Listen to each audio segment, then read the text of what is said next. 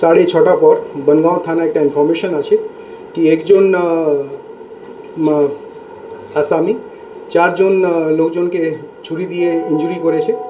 খবর পাওয়া পর সঙ্গে সঙ্গে পুলিশ ওখানে পৌঁছায়। 4 জন যারা স্ট্যাব ইনজুরি পেয়েছিল ওদেরকে ইমিডিয়েটলি যে আমাদের বনগাঁও সুপার স্পেশালিটি হসপিটাল আছে ওখানে নিয়ে যাওয়া হয়। যে ছুরি চালিয়েছে ওকেও আটক করা হয়। ওনার নাম ছিল হুমায়ু কবির, 35 বছর ওনার বয়স রয়েছে। অ্যান্ড ওনার যে অ্যাড্রেসটা রয়েছে ওটা মেমারি বলছেন, প্রথমত বর্ধমান ওনার বাড়ি। অ্যান্ড যারা যারা ইনজার্ড হয়েছে ওটা নাম হচ্ছে, প্রথম হচ্ছেন গফর আলী মণ্ডল, সেকেন্ড নাম হচ্ছেন যে ভিকটিম রয়েছেন মেহর উদ্দিন মণ্ডল, বয়স হচ্ছে 60। থার্ড পার্সন যে মানে ইনজার্ড হয়েছেন হচ্ছে সাফিয়ার মণ্ডল, বয়স হচ্ছে 70। অ্যান্ড ফোর্থ হাসানুর মোল্লা, 26 বয়স ওনার রয়েছে। লাস্টে আমরা ইমিডিয়েটলি ওদের ট্রিটমেন্ট ব্যবস্থাটা করানো হয়। তারপরে যখন এই অ্যাকিউজটাকে থানায় যখন আমরা নিয়ে আসি তখন পিও থেকে মতিগঞ্জ মোড় কাছে যে খানকা শরীফ আছে ওখান থেকে কিছু লোকজন অ্যারাউন্ড 100 to 150 এটা থানায় আসে যে আসামিকে নিজে হাতে তুলে দেওয়ার জন্য ওরা দাবি করে। ইমিডিয়েটলি পুলিশকে বাধ্য হয়ে ওদেরকে এখান থেকে আমাদেরকে একটু ফোর্স ইউজ করে ওদেরকে এখান নিচে একটা জামাত হয়, উপরে একটা জামাত হয়। তো আমরা দুজন শিক্ষক উপরে ছিলাম। নামাজ কমপ্লিট হওয়ার পরে আমরা এগিয়েছি।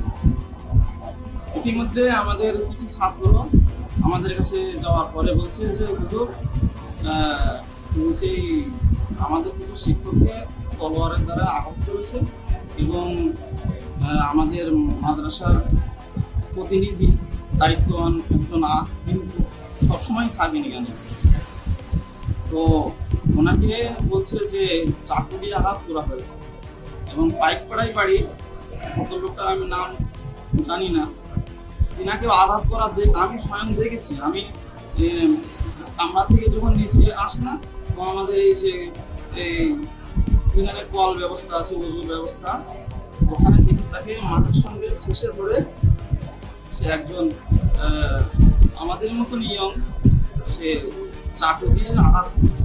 মানে আমরা যদি আটকাতে যেতাম, ওনার কাছে তো তরোয়াল ছিল, চাকু ছিল, প্লাস যে ওই আপনার কি বলে পুরন না, যে ওই অ্যাঙ্গেল টাইপের হাতের ভিতরে দিয়ে যে একটা সোচালো ধরনের ওটাও ছিল। অফিসের ঢোকার পরে কোনো কথা না, একটা ঘুষি শিক্ষক, একটা শিক্ষক। তারপরে আপনার লোকটা কি ব্যাপার, তারপরে লোকটাকে আমরা প্রতিরোধ করতে গেলাম, ওনার হাতে একটা ছুরি বার করলো ব্যক্তি, একটা এক হাতে একটা ছুরি আর একটা বর্ষা। এবার আমাদের ছাত্রদের আমরা কি করবো সেটা আমরা বুঝতে পারছি না, ওরা তো কান্নাকাটি পড়ে গিয়েছে। ওই অবস্থায় আমাদের এখানে কয়েকটা আশপাশের লোক এসেছিল, তারা এখানে ছিল নামাজ পড়ছিল, গ্রামের লোক, তারা জানিয়েছে তারা ওই দেখে তারা ওই মানুষটা আটকাতে গেল। আটকা থেকে অন্তত 4 থেকে 5 জন লোক আমাদের ঘায়ল হয়েছে, হসপিটালে ভর্তি হয়েছে। একজন তো গুরুতর বাস্তবে বলতে পারছি না, খুব মানে গলায় লেগেছে ছুরি,